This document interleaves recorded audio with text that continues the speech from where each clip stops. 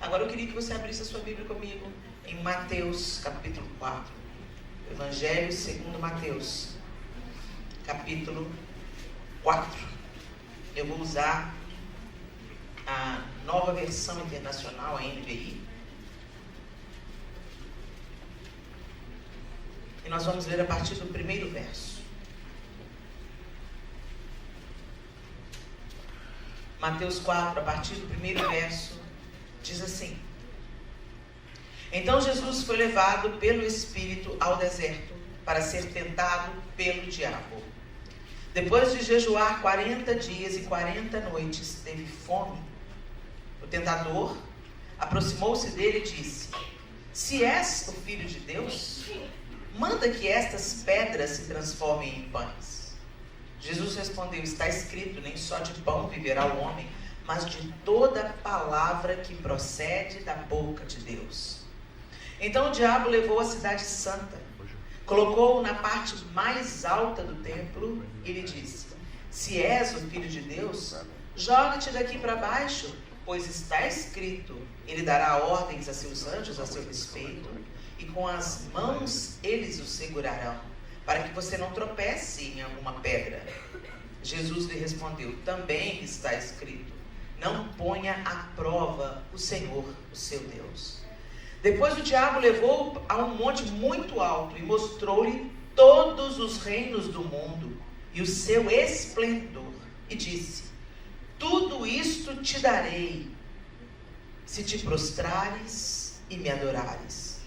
Jesus lhe disse: Retire-se, Satanás, pois está escrito, adore o Senhor, o seu Deus, e só a Ele preste culto. Então o diabo deixou e anjos vieram e o serviram. Senhor, essa é a sua palavra bendita. E nós abrimos o nosso coração e a nossa mente para que o teu Espírito Santo trabalhe em nós através das Escrituras Sagradas. Que o Senhor ministre a cada um de nós aqui na sua individualidade o que cada um de nós precisa compreender. Que toda barreira, todo sofisma, toda resistência seja submetida agora ao senhorio de Jesus Cristo. Que o Senhor nos ensine, que o Senhor tem para nos ensinar e nos convença de tudo o que precisamos ser convencidas. Em nome de Jesus. Amém. Interessante, gente, que o texto começa dizendo que Jesus foi levado pelo Espírito, com E maiúsculo, Espírito Santo, pelo Espírito ao deserto para ser tentado pelo diabo. É tão interessante que a gente quer a parte de seguir Jesus, a parte da glória, mas a gente esquece que tem a parte da cruz. Quando Jesus disse: Quem quiser vir após mim, negue-se a si mesmo, tome a sua cruz e siga-me.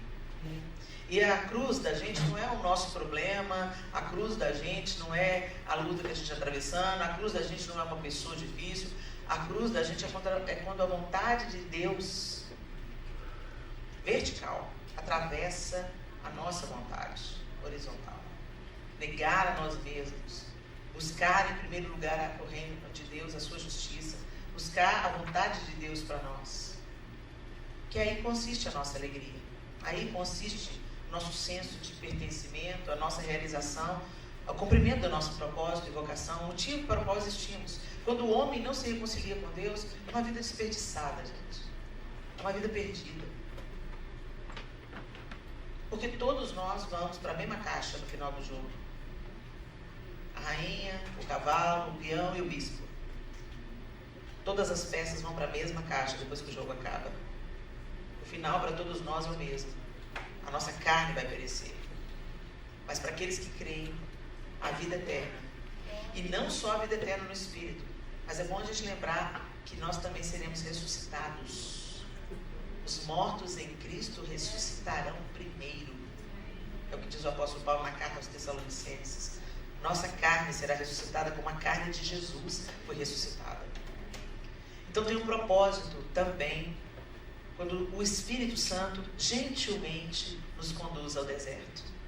E ali, era a antecipação de algo poderoso que estava para inaugurar, o ministério de Jesus. Ele sai do Jordão e vai para o deserto.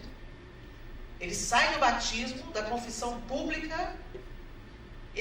Gente, vamos entender, Jesus não precisava de ser batizado. O batismo era a simbologia de morrer para o velho homem e nascer para Deus, de ser purificado dos seus pecados. Era isso que significava aquele banho ritual, aquele ato simbólico de purificação de pecados. Jesus tinha pecado, gente. Ele não precisava de ser batizado. Mas ele queria cumprir em tudo a vontade de Deus, evidenciar em tudo a vontade de Deus na sua própria vida. Por isso que quando ele vem, João Batista fala assim: é eu que preciso ser batizado por ti, você que vem a mim. E ele fala: convém que cumpramos a vontade do Pai. Quando ele se submete a isso, Deus se alegra nele. O céu é fendido, o Espírito Santo vem em forma de uma pomba, e se escuta uma voz do céu dizendo: esse é o meu filho amado, em quem eu tenho prazer. Então, brilhar a luz de Cristo sempre vai envolver obediência, mesmo quando a gente não está entendendo nada. E aí, depois desse momento grandioso, ele é conduzido ao deserto pelo Espírito Santo para ser tentado pelo diabo. E ele jejua 40 dias e 40 noites. Quando a gente vai a Israel, e eu vou a Israel há alguns anos, os guias explicam pra gente que esse 40 anos nas escrituras não significa literalmente 40 anos, não, 40 dias. Que esse número 40 significa muitos dias, mas não necessariamente exatamente 40. É a explicação que os guias dão pra gente. Não sei se de fato é isso. Mas enfim, 40 dias é bastante tempo, né, gente? Dá pra ter fome, né? Dá pra ter fome. E depois de jejuar 40 dias e 40 noites, teve fome. Tudo normal, ele está na nossa roupa. Tudo que você sente, Jesus sentiu. A diferença é que ele não sucumbiu à tentação da carne dele. Ele foi obediente até a morte. O tentador aproximou-se dele. O diabo sempre vai se aproximar para roubar a luz de você. Ele sempre vai tentar ofuscar a luz que pode brilhar através da sua vida. E ele sabia com quem ele estava falando. Ele sabia que Jesus era filho de Deus. Só que ele vem no momento de vulnerabilidade. É na sua vulnerabilidade que ele vai te atacar. O diabo é um inimigo tão baixo que tem algumas regras na luta, né? Que você não pode bater em alguns lugares no seu adversário, porque é considerado baixo, golpe baixo. Você já ouviu essa expressão? O diabo não. O diabo ele vai justamente no lugar onde ele não pode bater, e é ali que ele vai bater. No lugar da sua vulnerabilidade, no lugar onde você é mais frágil, é ali que ele vai golpear, a fim de te paralisar, a fim de te matar. Então ele vem no momento de vulnerabilidade humana de Jesus. Jesus estava com fome, certo ou errado? É uma vulnerabilidade? Você já teve fome, gente? Vocês pensam que vocês tiveram fome, não tiveram não. Quando você está com fome, a barriga está roncando, você vai lá e come. O máximo que você passa fome é uns 24 horas que você fez o jejum. Você fica bomba, toma dor de cabeça. Você imagina depois de 40 dias. Os seres humanos matam e morrem para ter comida quando estão em estado de extrema fome. Eles matam, eles perdem a razão, a orientação. Eles perdem todas as barreiras morais para comer. Você lembra aquele acidente que virou filme, que o pessoal tem que comer a carne dos seus próprios amigos? Pois é. Todas as barreiras morais perdem o sentido quando você realmente passa fome. É questão de sobrevivência, é um instinto de sobrevivência. A gente não sabe o que é isso, não. No Ocidente a gente não sabe o que é isso. Mas Jesus estava com fome. E aí o tentador aproximou-se dele e disse: se és o filho de Deus, manda que estas pedras se transformem em pães. Algo que vai tentar roubar aquilo que Deus quer brilhar em você. É uma deformidade na sua identidade. O diabo vai falar com Jesus e ele vai questionar a identidade de Jesus. Se és filho, se você é filho mesmo, me prova. Gente, quando a gente tem uma fraqueza na nossa identidade, a gente sempre está tentando provar alguma coisa para alguém. Quando a sua identidade não está formada na sua filiação em Deus. O primeiro processo que acontece quando a luz de Deus incide sobre nós é curar a nossa identidade. Nós então entendemos que agora não somos mais criaturas. Nós agora pertencemos a Deus. Somos feitas filhas de Deus. Nós temos um pai, nós temos uma identidade, nós temos algo que nos reconecta. A quem pertencemos, a gente não está avulso aí, a gente não está solto aí. Somos feitas filhas de Deus. Lá em Romanos 8, 15 e 17, o texto diz assim: pois vocês não receberam um espírito que os escravize para novamente temerem, mas receberam o espírito que os torna filhos por adoção, por meio do qual clamamos, Abba, Pai. O próprio Espírito testemunha ao nosso espírito que somos filhos de Deus. Se somos filhos, então somos herdeiros, herdeiros de Deus e co-herdeiros com Cristo. Se de fato participamos dos seus sofrimentos, para que também participemos da sua glória. Essa parte aí a gente não quer, não. A gente só quer ser filho de Deus na hora que a gente é coberto de glória. Mas o texto do apóstolo Paulo está dizendo: se de fato participamos dos seus sofrimentos, para que também participemos da sua glória. Para nós também vai ter deserto, para nós também vai ter jejum, para nós também vai ter falta, para nós também vai ter cruz.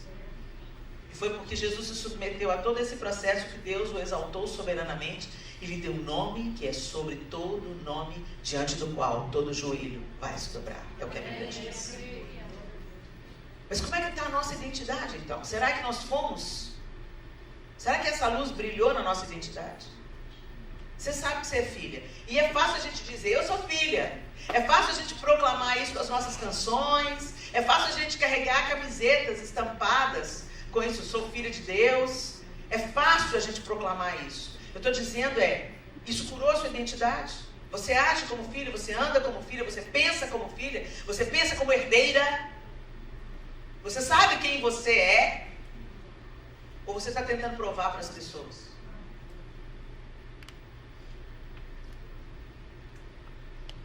Quando nós temos uma identidade curada em Deus, não interessa o que os outros falam a seu respeito. O que mais interessa é o que Deus pensa a seu respeito. O que a palavra de Deus diz a nosso respeito. Eu sou o que a Bíblia diz que eu sou. Eu tenho o que a Bíblia diz que eu tenho. Eu posso o que a Bíblia diz que eu posso. A nossa identidade muitas vezes está capenga. Você acreditou em todas as mentiras que o diabo te contou através de uma figura de autoridade na sua vida. Através da sua mãe, através do seu pai, através às vezes do seu marido, da sua irmã mais velha, de uma professora proeminente na sua vida, uma pessoa que te impressionou, um líder. O diabo te limita, te engana e você fica vítima de uma ideia distorcida porque você não deixa Deus restaurar a sua identidade. E isso apaga o brilho que Deus quer fazer em você. Então você fica mendigando afeto. Você fica procurando se afirmar através daquilo que você faz. Deixa eu te dizer, o que você faz pode passar. Você pode sofrer um acidente que te impossibilite de fazer o que você faz. Eu estou tendo problema com a minha voz nas 2 últimas semanas. Uma tosse me acometeu e para eu cantar, eu não estou conseguindo cantar plenamente. Fiquei rouca, perdi a voz durante 3 dias. Isso nunca acontece comigo. Eu não sou só a minha voz. Eu não sou só o meu ministério. Eu não sou só aquilo que eu faço para Deus. O que eu faço para Deus pode mudar. O que eu faço na minha profissão pode mudar. O meu estado civil pode mudar. Eu sou casada, muito bem casada e feliz no casamento, mas eu posso me tornar viúva. Deus não permite. Isso que eu estou querendo dizer é que tudo na nossa vida pode mudar. De repente, de um dia para o outro. Então se você baseia a sua identidade naquilo que você faz, no seu estado civil, no dinheiro que você ganha, na casa que você mora, deixa eu te falar, você está construindo sua casa sobre areia, minha linda. Qualquer tempestade derruba a sua casa, acaba com a sua vida. Deus quer que a gente firme a nossa identidade nele, em quem nós somos, quem ele diz que nós somos. E nós somos filhas, isso não muda, esse status não muda. Ainda que eu morra, eu sou filha de Deus. Eu serei ressuscitada porque eu sou filha de Deus. Eu vou vou morar eternamente com o Senhor e serei governada por Ele porque eu sou filha. É tudo sobre isso. Mas às vezes você está andando aí, ó, capenga, arrastando a angústia, a culpa, a mágoa, a falta de perdão, porque sua mãe te disse que você não ia dar nada na vida, seu pai disse que profetizou que você ia ser uma prostituta, tanta besteira aconteceu, tanta gente foi usada para falar que você não é, e você acreditou. Imagina se Jesus entra na pira do diabo. Se és filho de Deus, faz um pãozinho aí, quero ver, me prova. Jesus não sabia tanto quem ele era. Tem que te provar nada, querido. Tem que te provar nada. Eu sou. Eu sou. Quando Deus fala aqui no Moisés, quem é o Senhor? Deus fala com Moisés, eu sou. Ele falou, eu tenho, eu criei. Eu sou. É essa identidade que Ele quer plantar em nós. Tantas mulheres não brilham a luz que quebra a escuridão, porque são cativas na sua identidade passada. Eu não venho de uma grande família, Helena. Meu pai não foi pastor. Eu não sou inteligente o suficiente. Quem disse? Quem disse? Gente, até poucos anos na minha vida, eu me sentia completamente incapaz intelectualmente. Completamente incapaz. E por quê? Porque eu tenho dificuldade com matemática. Casei com um professor de matemática. Olha como é que Deus é bem-humorado. Eu gostava muito da matemática até a 4ª série. Quando chegou na 5ª série, eu entrei para a 5ª série, tem aquela mudança, né?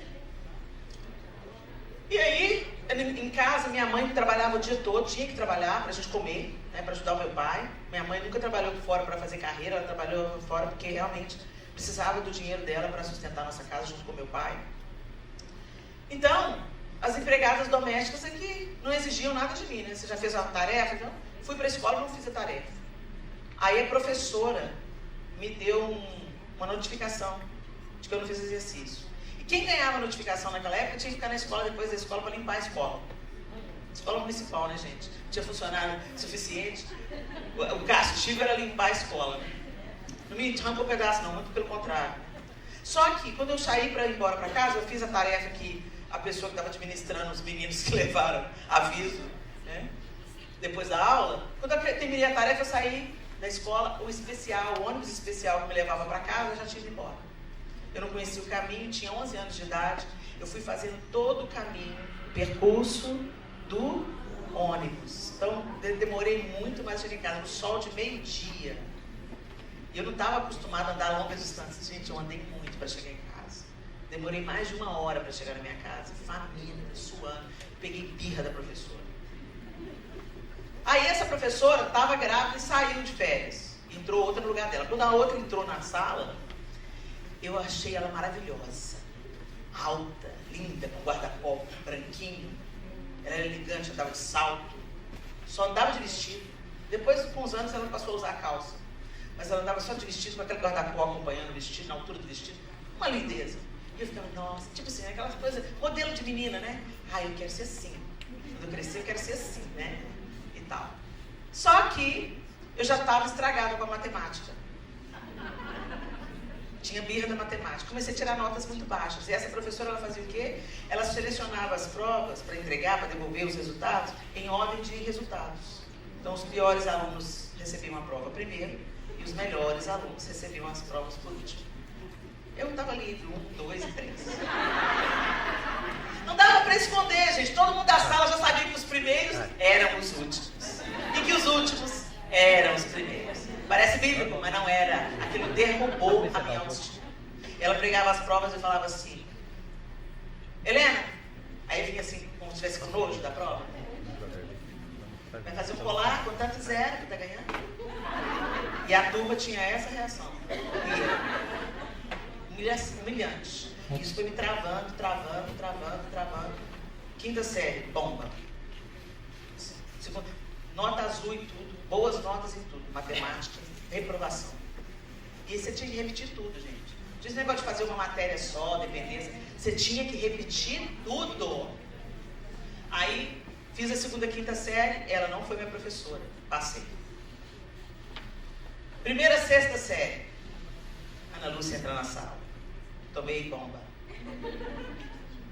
2ª, 6ª série, Ana Lúcia não foi minha professora. Passei.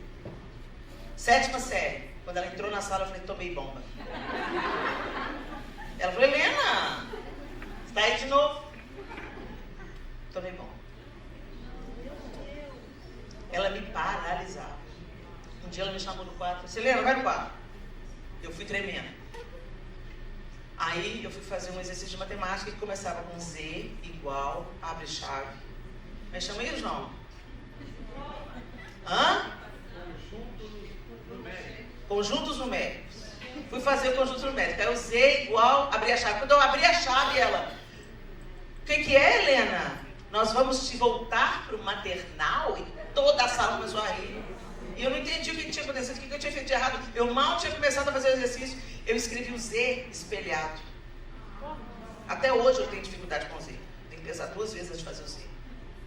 Não sou dislexa, mas tenho dificuldade com o Z. Gente, aquilo... Eu amaldiçoava. O dia que ela entrava na sala, eu não acredito. Essa mulher é minha professora de novo.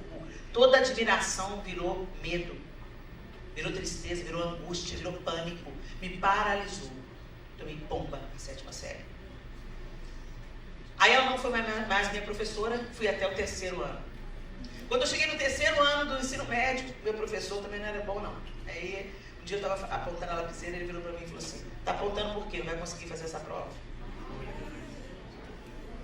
Matemática. 3º ano do 2º grau, tomei recuperação. Passei tudo, tomei recuperação em matemática. E eu falei, eu não vou passar, eu não vou passar, eu não vou passar, eu vou tomar bomba no último ano. Aí o João já namorava comigo, me deu aula particular.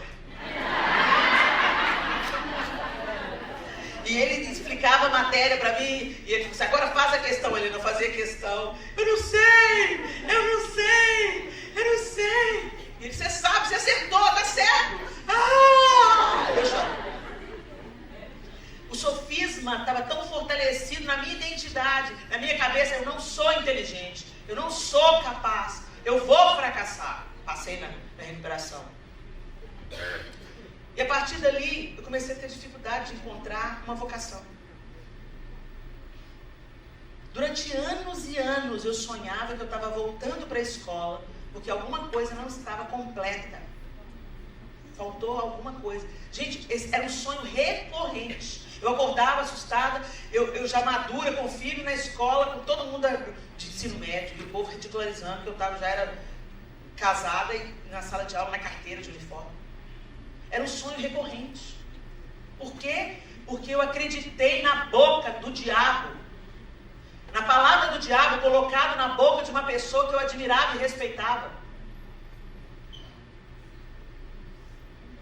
Mesmo que seja uma pessoa de autoridade na sua vida, uma pessoa importante para você, ela não é Deus na sua vida. Não é ela que diz que pensamentos que tem a seu respeito. O Senhor diz, eu é que sei que pensamentos que tenho sobre vós, pensamentos de paz e não de mal, para te dar uma esperança e um futuro. Então não sei o que aconteceu na sua vida não, mas em nome de Jesus, não entre na cantilena de Satanás. Você não tem que provar nada para ninguém. Você tem que saber quem você é em Deus e qual o plano que Ele tem para a sua vida. Durante muitos anos isso me aprisionou. Sempre quando tinha uma conversa sobre matemática, eu saía de perto. Deus me deu um professor de matemática como marido. Filho super capaz em matemática. Eu tenho um filho que é professor de matemática. A matemática sustentou a minha casa durante muito tempo. E Deus estava me dando sinais. Eu estou te curando. Eu estou te curando. O nome da professora que me marcou era Ana Lúcia. O nome do meu marido é João Lúcio. Deus é detalhista, cara.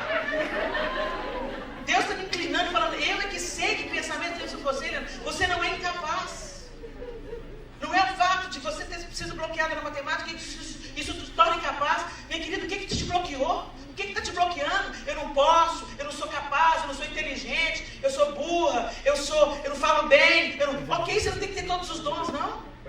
Mas mas algum propósito você tem. E Deus já te deu o que você precisa no cumprimento do propósito dele. Para de olhar para o dom da outra, para de olhar para a mão da outra, para de olhar para aquilo que a outra está fazendo. Seja uma bênção você.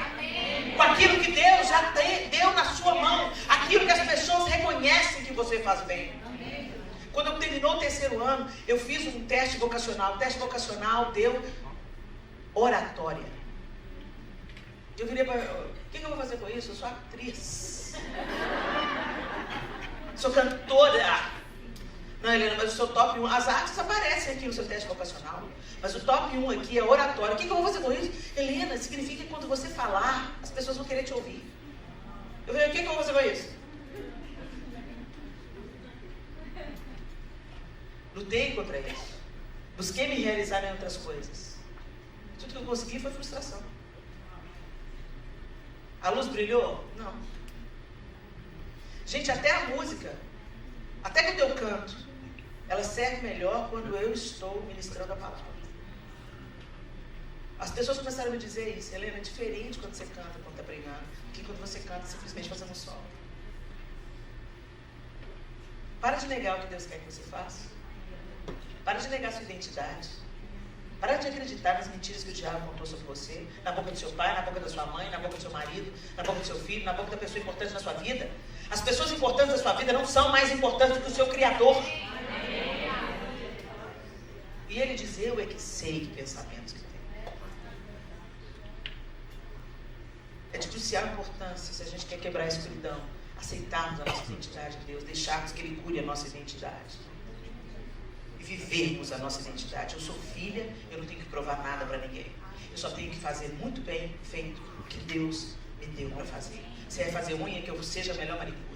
Se é cuidar das pessoas, que eu cuide da melhor maneira. Se é para servir, preparar comida, que eu faça isso da melhor maneira. Se é para escrever livros, que eu escreva para a glória de Deus. Se é para ministrar as pessoas, que eu ministro para a glória de Deus. Não despreza o que Deus colocou na sua mão, porque é nesse lugar que Ele vai te usar com poder, com glória, e você vai sentir um contentamento que você não vai sentir em nenhum outro lugar na sua vida. Então para de tentar ser famosa aos olhos dos outros, para você ser aceita pelos outros, de acordo com aquilo que você desempenha. Não é o que você desempenha que os outros aprovam, o que você desempenha e Deus aprova.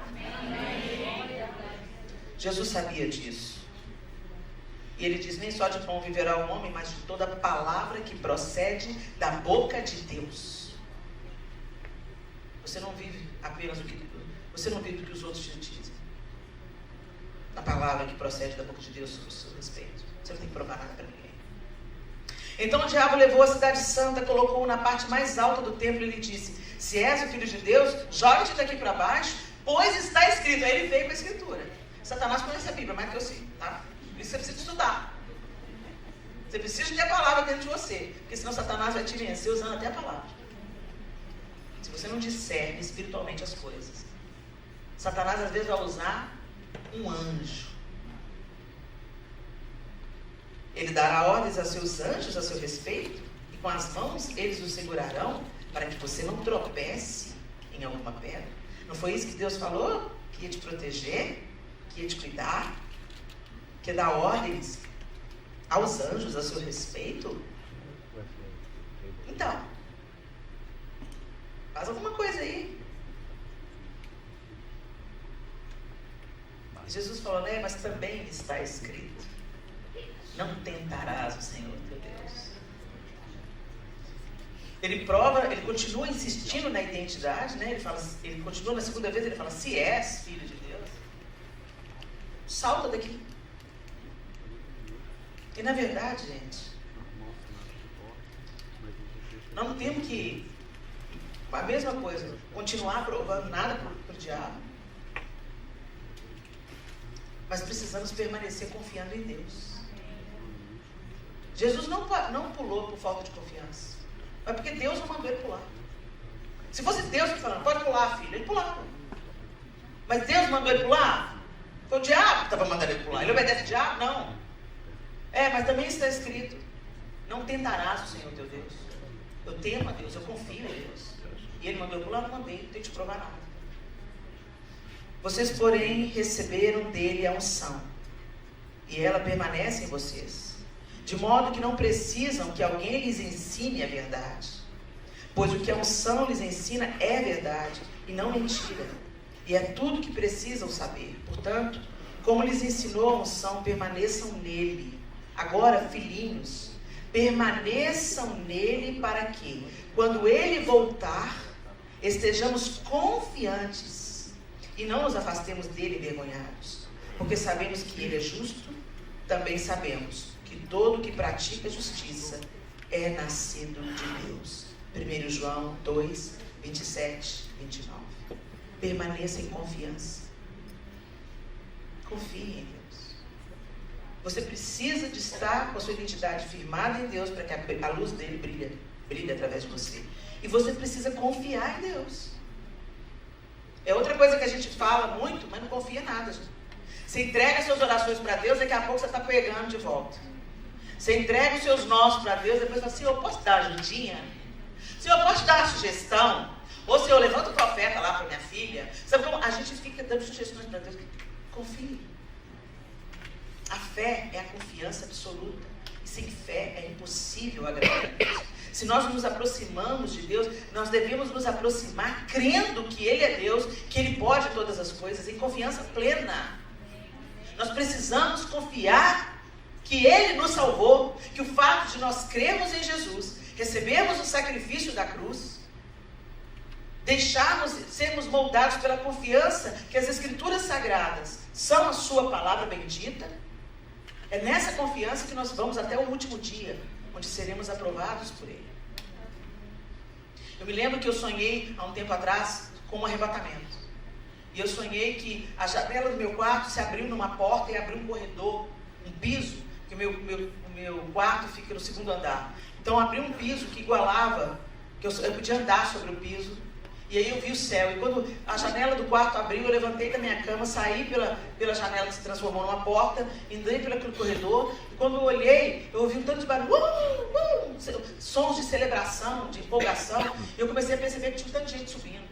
Eu comecei a olhar, eu falei assim, meu Deus, é um arrebatamento. Quando eu olho para cima, o céu tem uma luz enorme atrás das nuvens, mas eu não sabia o que era, mas eu soube no meu coração, eu não estava vendo o que era, mas eu soube, é Jesus. Jesus está voltando, Jesus está voltando, e a igreja está subindo, e eu fiquei olhando para ele, mas todo mundo estava subindo e eu não. Eu olhei para mim, todo mundo subindo e gritando, e eu não. E eu comecei a fazer assim, para ver se eu subia, eu dando um impulso para ver se eu subia, e eu não subia. Eu falei, meu Deus, eu não acredito nisso. Por quê? Não vou. E aí, dentro de mim, uma voz falou assim, é pela graça. Aí não é pelo meu mérito, não é pela minha condição, é porque eu creio, é pela graça. Eu comecei a flutuar. Subi a sensação, gente, indescritível. Eu comecei a olhar para as pessoas, eu comecei a gritar, aleluia, gritar uma empolgação. E eu olhei para trás, vi mais abaixo, assim, meu pai também subindo. Eu, pai, é Jesus, pai, é Jesus. E quando eu olhei para o céu, eu ia passar da nuvem. Quando eu ia passar da nuvem, eu vi o amado da minha alma, eu acordei. Mas eu acordei cheia de Deus. Eu acordei chorando, e eu falei, João, eu sonhei que Jesus estava voltando, João. Que delícia, irmão. Que delícia, que sensação indescritível. Por mais que eu tente descrever para vocês o que eu senti, não dá para descrever. Uma alegria plena. A satisfação de ver acontecendo o que eu sempre esperei. Que delícia. Eu não me preocupei com mais nada. No sonho eu não estava preocupado com quem estava ficando, com quem estava indo. Eu ia ver o amado da minha alma. Que delícia. A gente tem que caminhar em confiança. Confiança que vai chegar esse grande dia. Confiança em que as lágrimas, todas as lágrimas, vão ser enxutas dos nossos olhos. Confiança de que a vida que a gente está vivendo aqui agora é só o aperfeiçoamento para aquele que está para se manifestar. Confiança de que Deus é fiel para cumprir a sua palavra. E que ainda que eu esteja na sepultura, de lá eu vou ouvir a voz dele dizendo, erguei, vem para fora. Ainda que minha matéria tenha se tornado pó, foi do pó que ele criou o homem. E do pó serei criada novamente. Os mortos em Cristo ressuscitarão primeiro. É o que Tessalonicenses diz. E vão se encontrar com Jesus nos ares. Depois os que estiverem vivos Gente, é poderoso demais. Mas a gente coloca a nossa confiança no aqui, no agora, nas nossas posses, nas nossas possibilidades, nos nossos dons, nos nossos talentos. A nossa confiança não está em Deus. A nossa obediência não é para Ele. Nós nos submetemos ao Deus desse século, mas não nos submetemos àquilo que Deus mandou a gente fazer. Jesus não. Jesus sabia que não tinha que provar nada, porque a identidade dele estava firmada em Deus. E ele sabia que Deus era fiel para sustentá-lo, mas que ele não ia tentar Deus, porque Deus não tinha ordenado, não tinha chegado o momento. Nós precisamos de caminhar nessa confiança. E finalmente, Satanás leva Jesus ao lugar mais alto do templo. E ele mostra todos os reinos do mundo. E ele não falou nessa hora, ele não falou mais sobre a identidade. Ele tenta Jesus, para Jesus querer possuir mais. Tudo isso te darei, se te prostrares e me adorares. Ele tenta uma barganha, uma proposta de poder. No outro evangelho, acho que é Lucas, ele fala: tudo isso te darei, porque tudo isso me foi entregue. Ou seja, o mundo hoje pertence a Satanás. Pertence. Fala: eu te darei isso tudo, se você prostrar e me adorar. É muito simples, é só você se ajoelhar. É só você se dobrar diante de mim. Você vai ter tudo que você quer. Insistente ele, né? O mundo está entregue a Satanás por concessão, não pertence a ele. Está entregue a Satanás porque Deus está permitindo. Porque na hora que o Senhor falar chega, chega. Ele é o soberano, Ele é o Criador, Ele é o legítimo proprietário. Ele não é o ocupador da terra, Ele é o dono. Mas Satanás se sente dono. E ele tem poder, e ele oferece para você algumas coisas. Será que nós estamos sendo, nosso brilho está sendo opaco por causa daquilo que a gente tem negociado com Satanás? Vocês vieram para uma terra onde Mamon é o Deus. Nós nos acomodamos aos confortos dessa terra. Estou dizendo que é pecaminoso você ter conforto, ter uma vida boa. Mas eu tenho que te alertar, isso te aleja espiritualmente. Porque quando você tem tudo, você acha que você não precisa de nada. Você não sente falta de nada. Muitos de nós só nos lembramos de Deus quando estamos numa cama doente, impossibilitada de trabalhar. Você, se não trabalha, não ganha. Aqueles que eram seus amigos te abandonam. Ou você tem um diagnóstico de morte terminal. Né? Olha, não tem jeito. Você pode ter o dinheiro que você tiver. O dinheiro do Steve Jobs não pode fazer nada por ele. Essa é real, gente. Seu dinheiro também é temporário. Os bens dessa terra, o conforto que você tem, pode ser tirado de uma hora para outra. E aí, vai ficar o quê? Quem você vai ser sem dinheiro? Quem você vai ser sem amigos? Quem você vai ser sem a sua profissão, sem o poder, sem o seu diploma? Gente, até o conhecimento, de uma certa forma, pode ser tirado. Você bate a cabeça, perde a memória. A gente se envaidece por causa de quê? A gente é dono de quê? Mas Satanás continua financiando projetos de poder. Você não tem tempo para Deus, não tem tempo para os seus devocionais, mas está se matando de trabalhar. Mas quando estiver no leito, é de Deus que você vai lembrar. É a Ele que você vai pedir misericórdia? Que não seja assim, minhas irmãs. Que o brilho de Jesus nos livre de nós nos tornarmos escravas de Satanás através do nosso conforto material. Os reinos desse mundo vão queimar. As nações serão abaladas. E você vai estar como nesse dia, se você estiver viva? Você vai estar junto com os desesperados, querendo fazer bunkers, estocar comida? Ou você vai estar se alegrando no Senhor porque a profecia está se cumprindo e você sabe de que lado você está? Você sabe a quem você pertence. Você sabe em quem você tem crido. A dor, a falta vai tirar óleo de você e vem avivamento para a igreja, gente, não é para um caminho fácil, não. Não se iluda. A igreja primitiva cresceu sendo lançada na arena, sendo comida de leão. sendo feita pelo Império Romano, tocha para iluminar a rua. Punha fogo no corpo do cristão para ele iluminar a rua. E é nesse contexto que o avivamento veio, a igreja cresceu e chegou até nós no século XXI.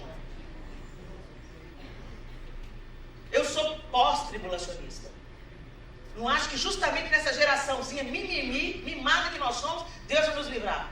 Ele moeu o seu próprio filho, cada um dos discípulos foi moído. Lá em Mateus deixa claro, depois da grande tribulação daqueles dias, o sol escurecerá, a lua não dará a sua claridade, então surgirá no céu o Filho do Homem. A teoria do arrebatamento secreto da igreja, ela é muito recente, ela vem de 1800 e pouco. Eu creio que a igreja vai ser arrebatada, mas eu creio que a igreja vai ser arrebatada à vista de todos, e depois de uma grande tribulação. Quem vai passar pela tribulação? Quem perseverar até o fim receberá a coroa. Vocês estão entendendo? Então a gente tem que estar cheio de Deus. A luz de Cristo tem que incidir em nós de tal maneira, minhas irmãs, que nós não sejamos escravos de nenhuma proposta de Satanás. Ah, não vai hoje não na igreja não. Faz mais uma graninha, fica mais uma hora no trabalho. Deus é leal para nos sustentar. Você acha que os bunkers vão livrar os milionários da ira de Deus? Vocês acham? A nossa confiança está em Deus. A nossa riqueza está em Deus. Nosso sustento está em Deus. É Ele quem cuida de nós. E essa luz tem que nos iluminar de tal forma que brilhe em nós e ilumine os outros que vão estar em desespero, que vão estar em demandas, que vão estar em inseguranças, que vão estar em dor. Aí vem um avivamento. Peraí, por que está acontecendo isso tudo? E a Tami está firme. Por que está acontecendo essa luta toda? Gente, a Bárbara perdeu tudo. Mas ela continua com um sorriso no rosto, ela continua anunciando o Evangelho, ela continua com a esperança inabalável. Eu quero isso. Luz para as nações. Conversão em massa. Poder sendo liberado. Nós vamos orar e os enfermos vão ser curados. Nós vamos orar e os mortos serão ressuscitados. Mas isso não vem sem preparação, gente. A gente só se torna forte depois que submete o músculo à dor. Espiritualmente não é diferente. Nós somos forjadas na dor. Mas Deus está conosco. Ele é o nosso treinador. O treinador, ele nunca vai te dar algo que você não aguenta. Ele nunca vai colocar sobre você um peso que você não dá conta de puxar. Ele sempre vai na medida que você aguenta. Na medida que você aguenta, na medida que você aguenta. E quando você olha para o seu treinamento, você olha lá atrás, puxa, você ri junto com o seu treinador. Nossa, no primeiro dia de aula, hein? Levantei 2 quilinhos, quase morri. Estou aqui nos 40, ó. É isso. Essa é a vida espiritual. É isso que Deus quer fazer em nós. É isso que é a luz de Deus que quebra a escuridão. A identidade dele incidindo em nós, curando a nossa identidade, firmando a nossa identidade. Nós não precisamos do aplauso de ninguém, da aprovação de ninguém, para saber que somos filhas de Deus, aceitas, curadas, redimidas, salvas, para incidir a luz do Salvador sobre o mundo.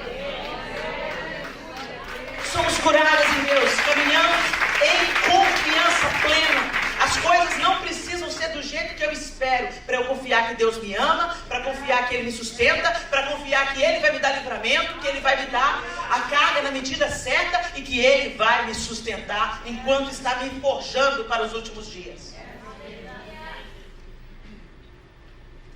E também entender que eu não negocio com Satanás. Eu não sou escrava dos meus bens.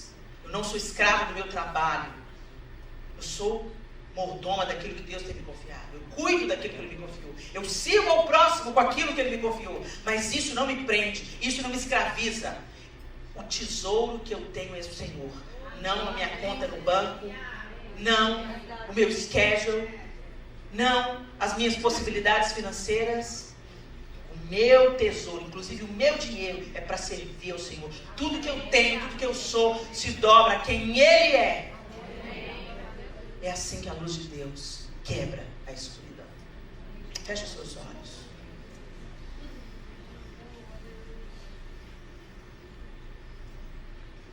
Você é filha. Filha de Deus. co-herdeira com Cristo. Não viva aquém disso. Talvez os sinais e maravilhas não se operem em nós como operaram em Jesus e nos discípulos, porque nós estamos apegadas a tantas coisas ainda, tão meninas ainda, tão infantis, tão donas dos brinquedos. O Senhor não vem buscar uma noiva menina, Ele vem buscar uma noiva pronta, madura. E Ele vai trabalhar para esse amadurecimento, não se engana.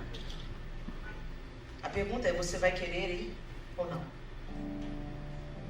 Você é noiva ou não? Você está disposta ou não?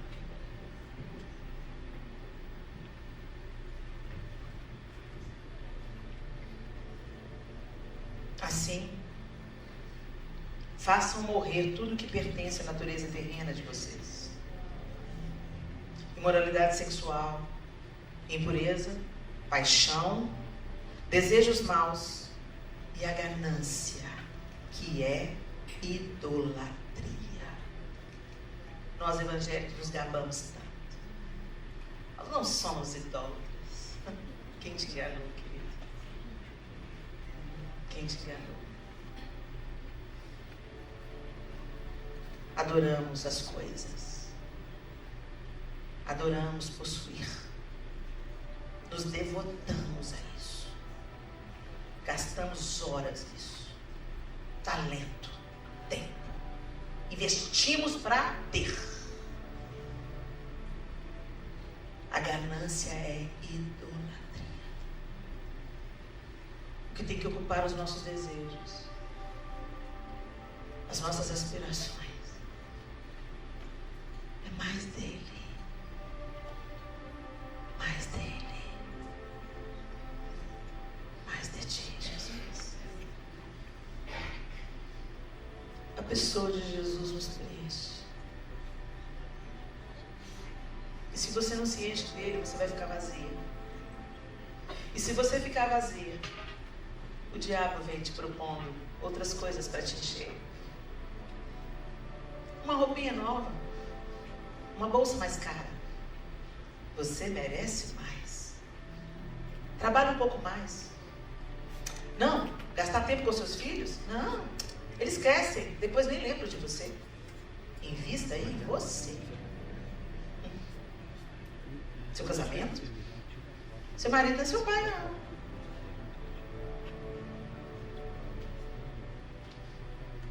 Gente, eu não estou dizendo que você não tem que trabalhar, se dedicar, servir ao próximo. Mas isso é consequência de uma vida aos pés do Senhor. E é mais leve. É a esteira rolante. Quando você caminha com Jesus e Ele ocupa a primazia das suas atenções, dos seus afetos, quando você realmente adora Ele, não apenas com as suas canções de adoração no dia do culto, mas quando a sua vida se volta totalmente para Ele, para quem Ele é, para aquilo que Ele deseja, para a sua palavra, para a sua ordenança, é como se você caminhasse sobre uma esteira rolante. Você percorre a mesma distância, com menos tempo e menos esforço. A unção é isso. A unção te leva. Caminhar com Jesus é isso. Não é pesado, é leve. Se está pesado, minha linda, é hora de você pensar: o que eu peguei que não era para pegar? O que eu estou fazendo que não era para fazer? Quem eu não perdoei que era para perdoar? Porque o fardo de Jesus é leve. E Ele diz: vinde a mim. Você que está cansado, sobrecarregado, vinde a mim, a minha pessoa. Eu vou pegar o seu fardo e toma sobre você o meu, porque o meu é leve, ele não vai te pesar. Ele não para por aí, ele fala assim: aprendei de mim, Senta aqui comigo, fica comigo. Aprenda comigo a ser mansa e humilde de coração. O humilde de coração, a gente desiste da ganância. Tantas das coisas que a gente corre atrás é para provar para o outro, mostrar para o outro que você venceu na vida. Orgulho. É para dar para os seus filhos o que você não teve. Inclusive o que você não teve fez de você quem você é. Por isso nós estamos gerando uma geração fraca. Uma geração sem resistência, sem resiliência. O menino corta os pulsos porque perdeu a namorada. E eles são fracos por nossa causa. Os músculos emocionais não foram trabalhados. Você poupa o seu filhinho de todo o sofrimento. Mas foi o sofrimento que fez você ser forte. Foi o sofrimento que fez você se levantar e começar de novo. Foi o sofrimento que te aperfeiçoou. Por que a gente está matando os nossos filhos, aleijando os nossos filhos, poupando os nossos filhos da frustração? Nós temos que orar pelos nossos filhos. Cuidar dos nossos filhos, sim, jamais negligenciá-los. Mas aprender a dizer não, a dar limite. Quando a frustração chegar, tentar mostrar para ele como que a gente pode aprender com isso, meu filho. Mamãe também passou por isso, meu filho. Fica firme aí, você vai conseguir vencer. O que nós estamos fazendo, meninas? Com a vida que Deus nos deu para viver. Não negocie com Satanás. Não sacrifique os seus filhos no altar de Mamon. Não sacrifique a si mesma no altar de Mamon. Desfrute das bênçãos que Deus tem para você. Mas não se torne refém delas. Tem uma canção que diz: me dê somente o que de imediato eu possa abandonar. Forte, né? Será que você pode abandonar hoje tudo que você tem para a glória de Deus? Talvez não. Mas o Senhor quer que a gente cresça nisso. Ele quer ir soltando as ataduras para que a gente não apenas caminhe na presença dele, mas a gente corra. Que a gente não seja manipulado por status, por poder, por dinheiro, por nada. Sejamos livres de fato. Jesus não tinha onde recostar a cabeça. Não tinha nenhuma túnica e uma capa. Não tinha bem nenhum. Ao mesmo tempo, ele é o mais rico de todos. Salomão não pediu riqueza, sabedoria. E Deus acrescentou riqueza. Deus tem bênçãos para nós? Tem. Ele é um pai amoroso, rico, dadivoso. Mas isso não pode nos prender. O que temos é para servir. Em bens, em recursos, em dons, em talentos, em tempo. O que temos está à disposição do Rei. É para a glória do Rei.